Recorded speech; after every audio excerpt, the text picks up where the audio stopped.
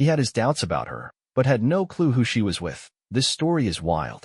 Don't miss out. Subscribe. Seattle's skyline shimmered through the drizzle, a mosaic of lights against the dusk. James Clark sat alone in his office, high above the city, his gaze lost in the rain-streaked windows. At 38, he was an architect whose designs shaped the city's future, clean lines, bold visions. His life seemed perfect, a thriving career, a renovated home in Capitol Hill, and Emily, his wife of 12 years, whose smile once lit his world. But lately, that light had started to flicker. James leaned back, his fingers brushing a photo on his desk. It was Emily in Santorini, caught mid-laugh, her auburn hair glowing in the sun. Her hazel eyes sparkled with a warmth that used to ground him. Now, those eyes often drifted past him, searching for something he couldn't name. He set the frame down, the memory feeling heavier than it should. Emily, 36, was a curator at a downtown gallery, her passion for art as fierce as ever. She thrived in the hum of openings, her charisma pulling people close. James loved her fire, the way she could command a room with a glance. But over the past year, that fire seemed to burn elsewhere. Her late nights, vague texts, and distracted smiles were piling up like cracks in a foundation. Tonight, she'd sent a curt message. Gallery event running late. Don't wait up. James stared at the words, a knot tightening in his chest. He wanted to believe it was just work, but the knot wouldn't budge. It wasn't only the late nights. It was how she'd started locking her phone, how her laughter felt forced, how she dodged his attempts to plan a getaway. Small things, maybe, but they were adding up. A memory nagged at him, sharp and unbidden. A few weeks ago, at a friend's dinner, Emily had been her charming self, spinning a story about an artist she'd met. But when James reached for her hand, she pulled away, her smile flickering. It was so quick he almost dismissed it. Almost. The office was silent, the city's hum muffled by glass. James grabbed his coat and headed home, rain dusting his dark hair.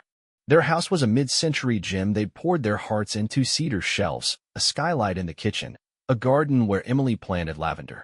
Stepping inside, though, the warmth felt hollow, the air too still. He poured a bourbon and sank onto the couch, the amber liquid glinting. The living room held traces of Emily, an art magazine, a scarf on a chair, her jasmine perfume lingering. But when he lifted her scarf, another scent hit him sharp, like cedar and spice. It wasn't hers. His grip tightened on the glass. James tried to shake it off. Maybe it was from the gallery, a client's cologne. He'd always trusted Emily, hadn't he? They built something real, forged in late-night talks and whispered promises. Like the night they'd stayed up planning a Japan trip they never took, her fingers tracing his chest as she said, "We'll always be honest, no matter what." He believed her then. He wanted to now. But doubt was creeping in, quiet and relentless. He scrolled through their texts, her replies growing shorter. Busy day, talk later. Swamped, don't worry. One from last week stood out. Might stay at Lisa's, too tired to drive. Lisa, her colleague, was a frequent excuse. He hadn't questioned it then. Now, he wasn't sure. He set the glass down, untouched, and glanced at her coat in the hallway. His hand hovered before slipping into the pocket. Just a receipt. Elliott Bay Brew. 3 days ago, 8:47 p.m. She'd said she was working late. The knot in his chest grew heavier. James wasn't one to pry. Trust had always been his default, giving Emily space to shine. But trust needed too, and he felt alone on that road. Her phone sat on the counter, dark and tempting. The urge to check it was sharp, but he turned away. Not yet. He sank back, staring at the ceiling. Memories flickered. Emily's hand in his at their wedding, her off-key singing in the car, the way she'd once looked at him like he was enough. But those images were fading, crowded out by questions. When had she started slipping away? Was it him, or something else? The clock ticked past midnight, the house empty. James closed his eyes, but the scent of that cologne lingered, as stubborn as his doubts. He didn't know what lay ahead, but one thing was clear. The life he built with Emily was starting to feel fragile, and he wasn't sure how to hold it together. The Seattle rain had softened to a mist, cloaking the city in a silver haze. James Clark gripped the steering wheel of his sedan, his knuckles pale against the leather. It was Saturday evening, and Emily had left an hour ago, her voice bright as she mentioned another gallery event. "Don't wait up," she'd said, her smile tight, like a mask slipping. James hadn't planned to follow her. But the receipt from Elliott Bay Brew, the unfamiliar cologne, the half-truths, they'd piled too high to ignore. He kept his distance, tailing her silver coupe through the city's arteries. His pulse thrummed, a mix of dread and resolve. The man he'd been, a husband who trusted, who believed in her, felt like a stranger now. Every mile deepened the chasm between who they were and who they'd become. Emily's car veered toward the outskirts, away from the gallery district, and James's stomach twisted. This wasn't about art. She pulled into a lot outside a tucked-away bistro, the lantern, its warm glow spilling onto the wet pavement. James parked across the street, his breath shallow as he watched her step out. She smoothed her hair, her movements deliberate, and flashed a smile he hadn't seen in months, one that used to be his. A man waited by the entrance, young, maybe early 30s, with an easy confidence. Dark curls framed his face, and his leather jacket screamed artist. They greeted each other, not with a kiss, but with a lingering touch, her hand brushing his arm. It was enough. More than enough. James's world tilted. The air in the car felt too thick, his chest tight as if the truth were pressing against his ribs. He'd wanted to be wrong, clung to the hope that this was all a misunderstanding. But there it was, Emily, his Emily, laughing with someone else, her ease a blade twisting in his gut. He didn't know the man's name, but he'd seen his type at her events, Nathan, the painter she'd mentioned too often, her voice always a shade too warm. He sat frozen, watching them disappear inside. The bistro's windows framed their silhouettes, heads bent close over candlelight. They looked like a couple, unguarded, free. James's mind raced, replaying every late night, every vague excuse. How long had this been going on? Weeks? Months? The questions burned, but anger was giving way to something colder, sharper, a clarity he hadn't expected. He could storm in, make a scene, let the world see her betrayal. But that wasn't him. James had always been measured, the one who planned before he acted. A confrontation wouldn't undo what she'd done. It wouldn't give him back the years he'd poured into their life together. No, he needed something that would hit harder, something she'd feel long after the sting of words faded. His eyes fell on the wedding band glinting on his finger, a simple platinum ring etched with their initials. It had been a symbol of promises made under a summer sky, vows he'd kept. She hadn't. The thought sparked an idea, one that felt both cruel and just. He slipped the ring off, turning it in his palm. It was light, but its weight in that moment was crushing. He knew what he had to do. James stepped out of the car, the mist cool against his skin.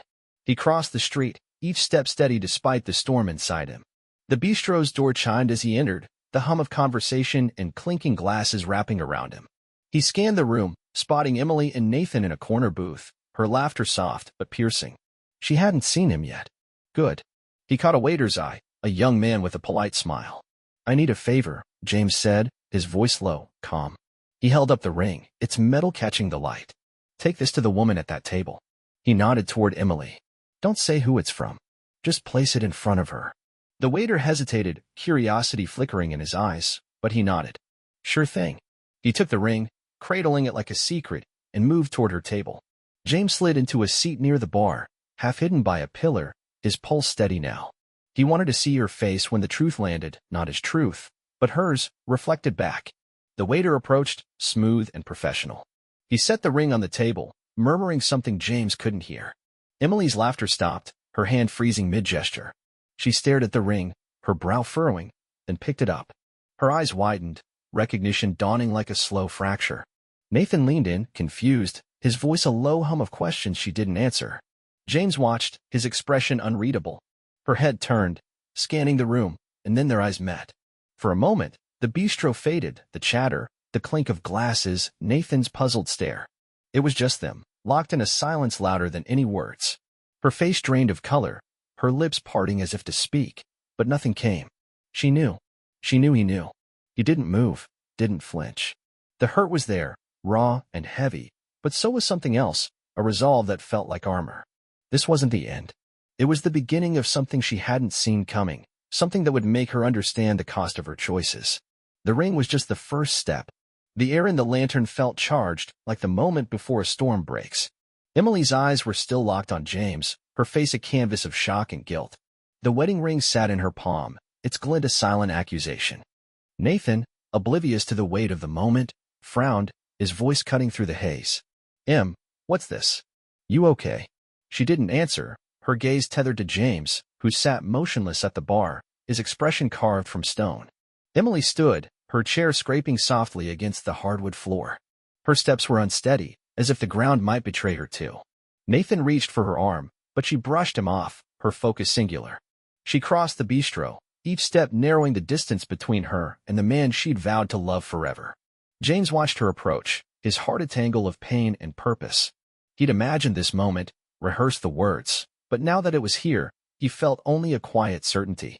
She stopped in front of him, the ring clutched in her fist. "James," she whispered, her voice fraying at the edges. "Why? What is this?" Her eyes searched his, pleading for a way out, a crack in the truth she couldn't unsee. He leaned forward slightly, his voice low, steady. "You know what it is, Emily. You've known for a long time." The words weren't cruel, but they carried a weight that made her flinch. Her lips trembled, a dozen excuses forming and dissolving before she could speak them. "James, please," she said, softer now, almost a beg. "It's not what you think. I can explain." "Explain." His brow lifted, a flicker of disbelief breaking his calm. 12 years, Emily. I gave you everything, my trust, my time, my heart. And you chose this." He didn't gesture toward Nathan, didn't need to. The truth was already there, sharp and undeniable. Her breath hitched, tears pooling in her eyes. "It was a mistake," she said, the words tumbling out. "I got caught up. I wasn't thinking. You have to believe me, I never meant to hurt you." James studied her, the woman he'd once known better than himself. Her voice cracked with sincerity, but it rang hollow against the months of lies. He thought of the late nights, the locked phone, the cologne that wasn't hers. "A mistake," he repeated, his tone flat. "Mistakes don't last this long. They don't hide in plain sight." Nathan was watching now, his confusion morphing into unease. He stood, hesitating, then took a step toward them. "Hey, what's going on?" he asked, his voice tinged with defensiveness. "Who's this guy, Em?" James's eyes flicked to him, cool and assessing. "Ask her," he said, then turned back to Emily. "Or maybe she'll tell you later. If she's honest for once." Emily's face crumpled, a tear slipping down her cheek. "James, don't do this. Not here, not like this." Her voice was a whisper, desperate to keep the moment contained, but the bistro's hum had quieted, curious glances darting their way. He stood, his height casting a shadow over her. "You did this, Emily. Not me." He paused, letting the words settle, then lowered his voice. "Remember our vows? The promises we made?" Her gaze dropped to the ring in her hand, and he continued, each word deliberate. "I kept mine. But you broke them. And there's a price for that." Her eyes widened, a new fear flickering in them. "What do you mean?" she asked, her voice barely audible. James's expression didn't waver, but his mind flashed to a memory, a rainy afternoon when they'd signed their marriage contract, a precaution he'd insisted on, half joking, to protect the life they'd built. Emily had laughed, calling it unnecessary, but she'd signed. Now, that document was his shield, its clauses clear. Infidelity meant she'd walk away with nothing. No house, no savings, no piece of the life they'd crafted together. "You'll see," he said, his voice calm but edged with finality.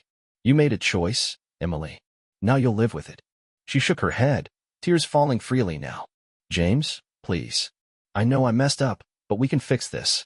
We can talk, figure it out. I love you. I never stopped." The words hit him like a gust of wind, stirring the hurt he'd buried. For a moment, he saw the Emily he'd fallen for, the one who danced barefoot in their kitchen, who'd promised him forever. But that Emily was gone, replaced by someone who'd traded their life for a fleeting thrill. "Love," he said, almost to himself. "If this is your love, I don't want it." Nathan stepped closer, his jaw tight. "Look, man, I don't know what's going on, but you're upsetting her.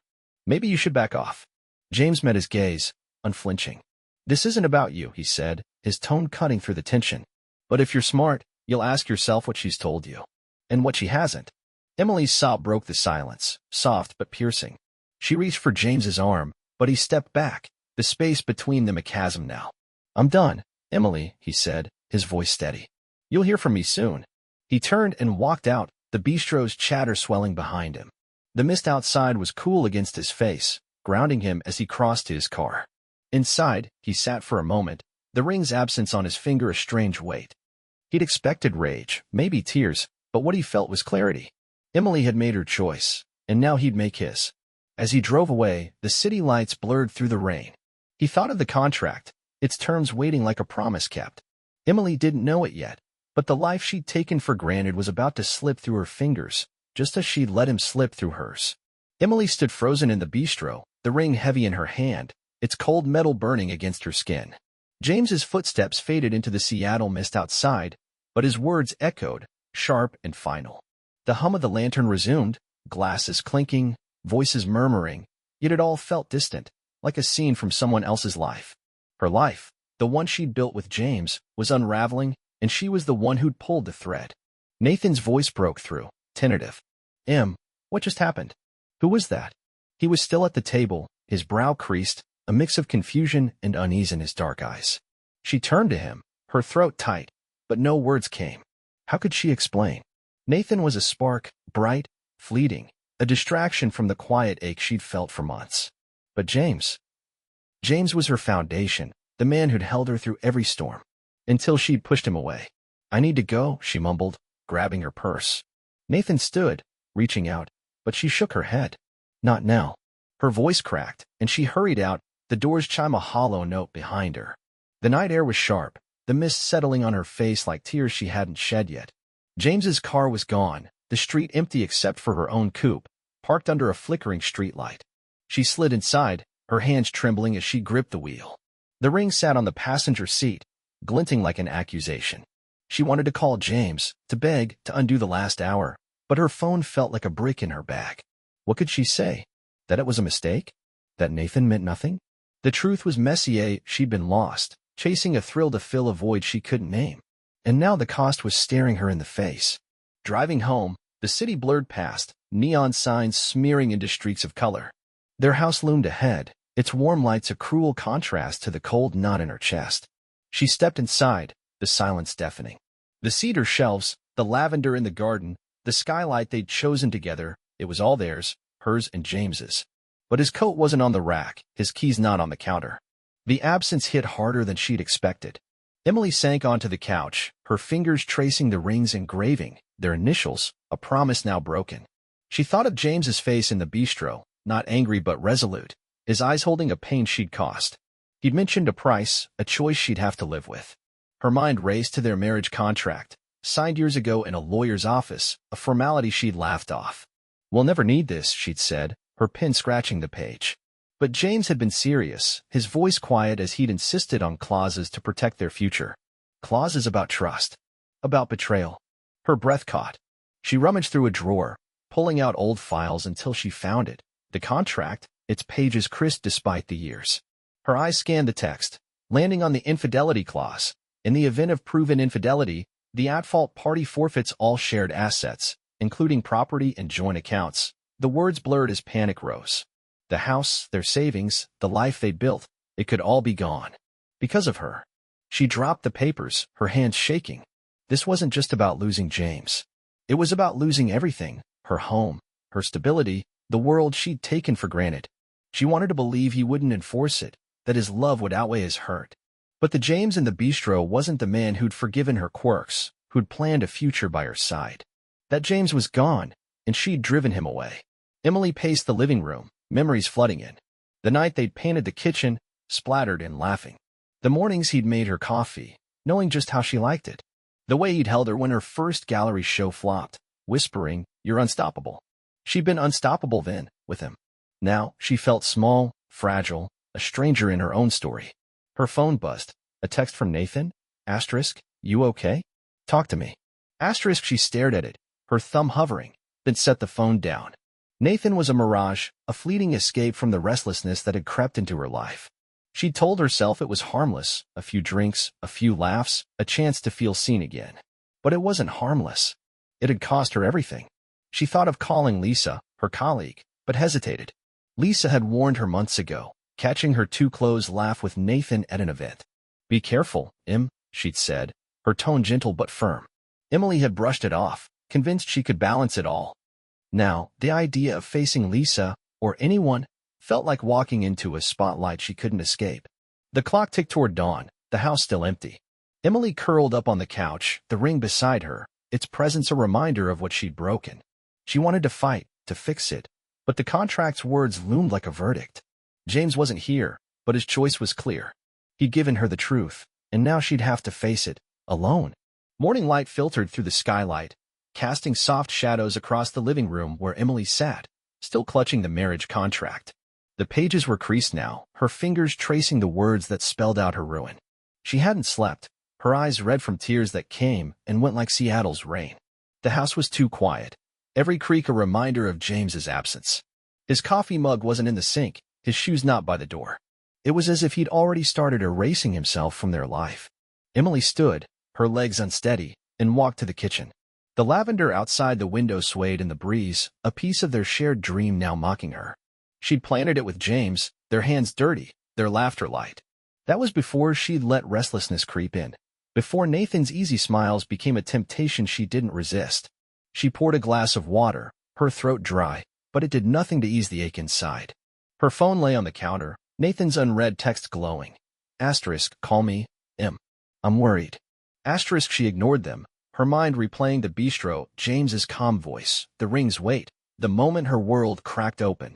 She tried to explain, to hold on to him, but his eyes had been a wall, unyielding.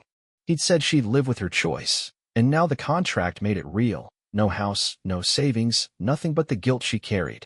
She sank into a chair, the papers spread before her.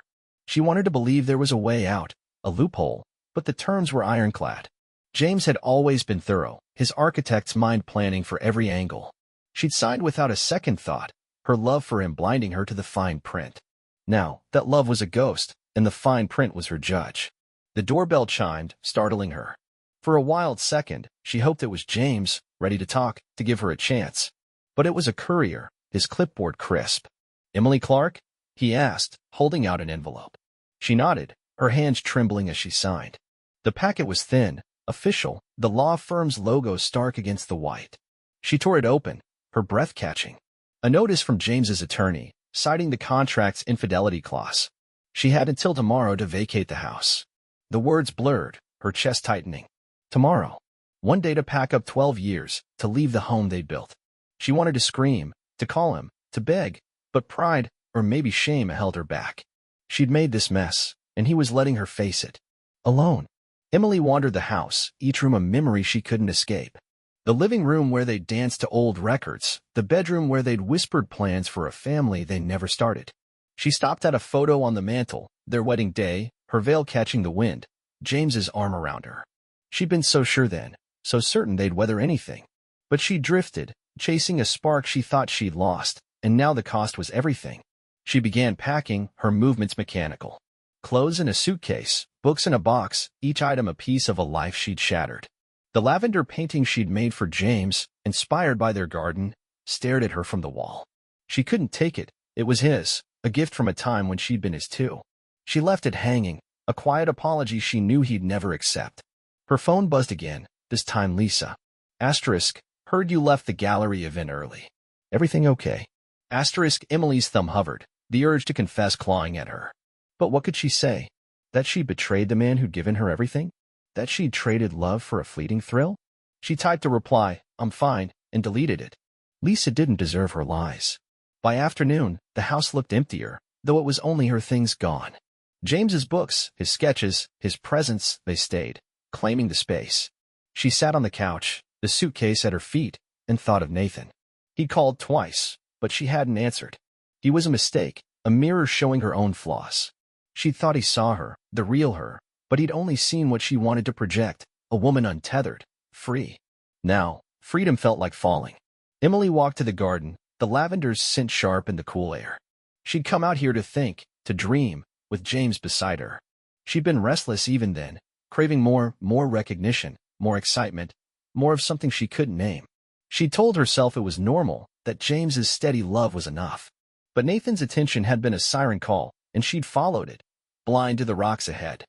She returned inside, the notice from the lawyer on the table. Tomorrow, she'd leave.